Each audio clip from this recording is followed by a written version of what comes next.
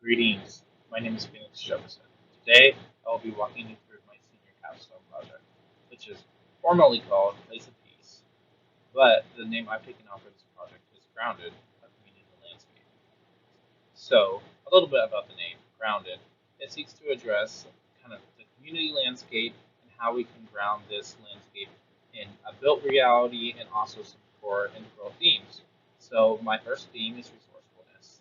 Our client had a really unique approach in this project, so we wanted to make sure that we could have a project that could actually be built and be resourceful. We wanted a design that was quality and that elements could be kind of DIY'd. And so that kind of leads us to our second point, which is culture and identity. We really wanted to make sure that this project was responsive to the culture and identity of the community, and that there were certain elements in the design that had an homage to that. Finally, is connecting networks.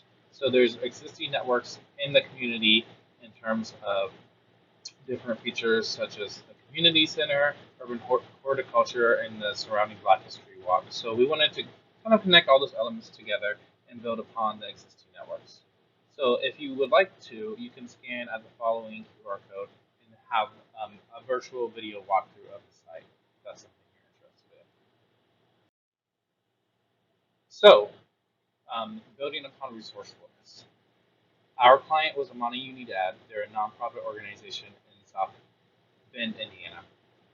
The unique thing about them is that they do a lot of outreach in terms of giving out community resources and doing certain awareness campaigns. So, like many nonprofits, they operate on a very small scale. So they had some considerations in terms of budgeting for this project. They wanted to be able to DIY a lot of elements within the design. So I used my background experience in landscape contracting and design to help put together a project that took on kind of a toolbox approach to the design elements.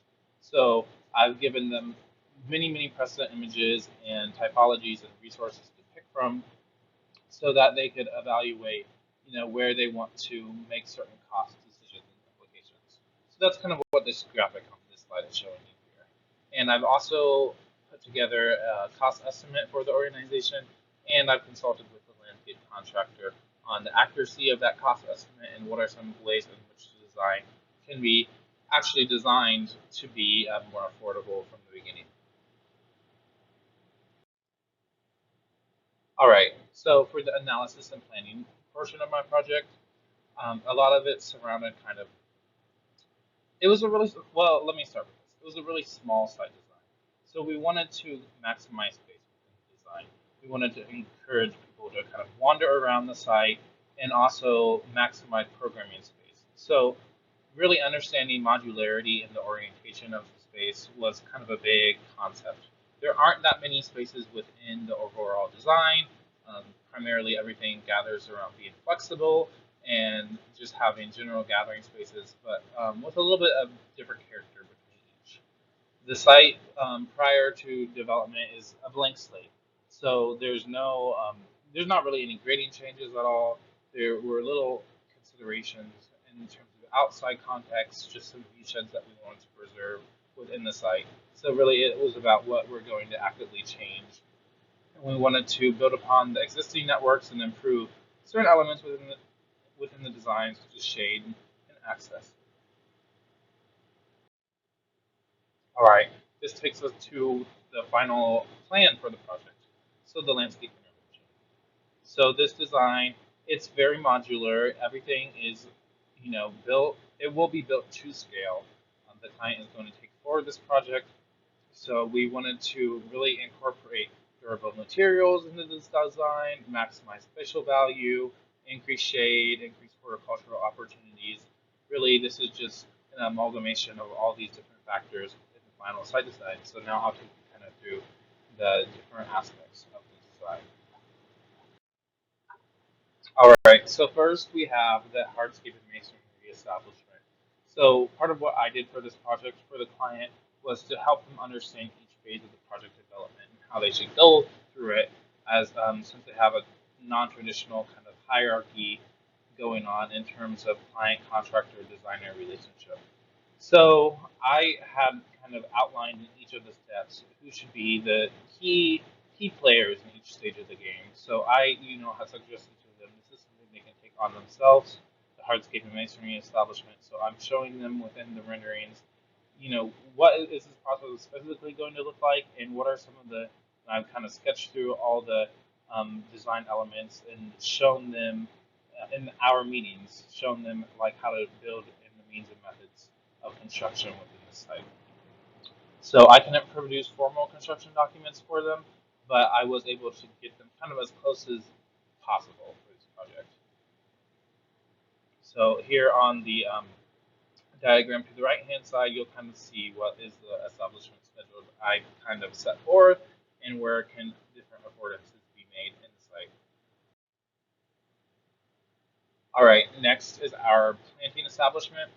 So for the planting establishment, this is something that can be done by kind of people within the community, and then they can train volunteers the day of.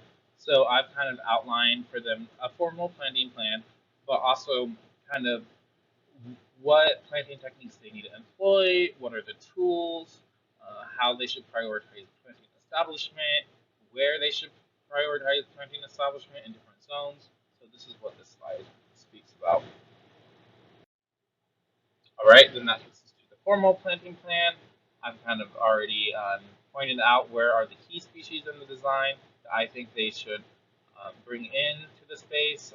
I'd love to a lot of interpretation. I suggested to them that they use a seed mix for most of the establishment to keep costs lower, but I also wanted to speak on some certain plant species. So the client really wanted fruit trees, so I had suggested they get soil testing done, but also they can bring in fruit trees to the site. If the soil testing is not where it needs to be, then I have provided some alternatives. And then there are also some key like screening elements incorporated into the design to screen the views from surrounding neighbors to the north. And then just different horticultural opportunities. I think the big takeaway about the planting palette is a few of the plants in specific. Down here, kind of the architectural plants, we used yuccas and we used daffodils, which I'll kind of explain a little bit more about later on in the project. So now we're talking about architectural features and establishments. This is something that can occur later in the project phase. It doesn't need to be part of the initial investment. I've kind of broke down the project estimate into pieces so that the client can come back to this in a later stage. So this is kind of what I talk about gradual transitions and community building as the space is physically built. And then I would outline different typologies of shade structures that they can employ, and this should be taken upon by a professional contractor. And then finally, I've outlined, the importance of having additional furnishings and options within furnishings to increase inclusivity within the site. And next, we kind of get to the cultural motifs. So this is where those yuccas and daffodils come into place, and also some of the other motifs you'll see in the design. So we took a lot of inspiration from this idea, this quilt trail. So this is Gee's Bend, and it's kind of in the southern U.S. And they have this cultural interpretive trail and art signage trail where they took local quilts from the community and translated them onto these murals. So we took those ideas of the murals. They're really simple as an intervention, but I love the look of them, and I think they would really work effectively in this place, something similar to that aspect. So we took that into the design and also some motifs of the actual quilts, but abstracted them a little bit. And then talking about the history in the landscape, so we wanted to make sure this site connected with Black history. So how we went about that was we incorporated certain plants into the design. One of them, which is yuccas. So yuccas kind of have a long history. You can read a little bit about it more on this page. But basically, the tradition stems all the way back from, it's theorized it stems from Africa. And it has been brought to the New World in kind of the traditional cemetery planting. And, this is a species that is hardy to the Southland area. And we wanted to make sure that, it kind of speaks on the connection of history through time and space. And then finally, daffodils are also another one of those species that have been used in cemetery plantings in the past. All right. Now we're talking a little bit about the programming of the site and the connections. So, we really harness viewsheds within the site to look out to the new community center, which is directly across the street. We wanted to make sure the gathering spaces were functional and could kind of boost what's going on across the street as well. So that's kind of what this leftmost image is talking about. And then to the right, I also encourage the clients to really think expansively about the programming opportunities that could be offered. There are lots of really good ways we can think expansively and how we can incorporate community building into this space. And then finally, talking a little bit about the utilities and how things can be upgraded over time. All right, and then on to gathering choices. So, there's a series of different gathering choices within the space, but we wanted just two primary formal gathering spaces. One, which was the pergola area or pavilion, and then also having a space dedicated specifically to storytelling. So that's what this space is right here on the rightmost image, showing that storytelling space, having flexible seating options. And you can sit on the seat wall. You can also use stools. It's very comfortable, kind of in this grassy matrix, and then surrounded by fruit trees. So something really nice. Can facilitate a lot of different types of conversation. So next we talk a little bit about opportunities for artwork. Within the design, we kind of talked a little bit with the clients about how they could incorporate art typologies that are appropriate for the design. So we wanted to make sure that different features would be able to withstand the outdoor elements.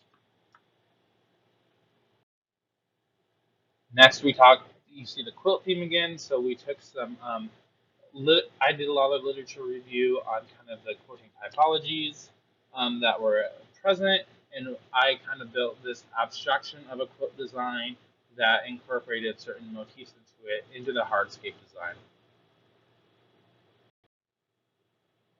And then now we're talking about the greater network system. So here I'm showing you kind of the overall places for Black history within the greater community, where that's at, and how it has a history that intersects with redlining and like kind of how we got to where we were today. So I consulted a local historian on the subject and got some information to kind of speak about where we live currently.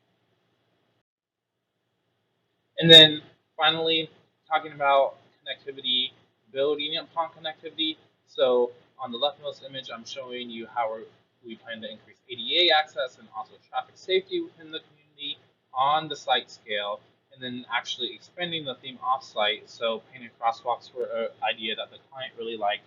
So we took that forward and proposed it, and it actually meshed really well with the City of South Bend's traffic plans for the community.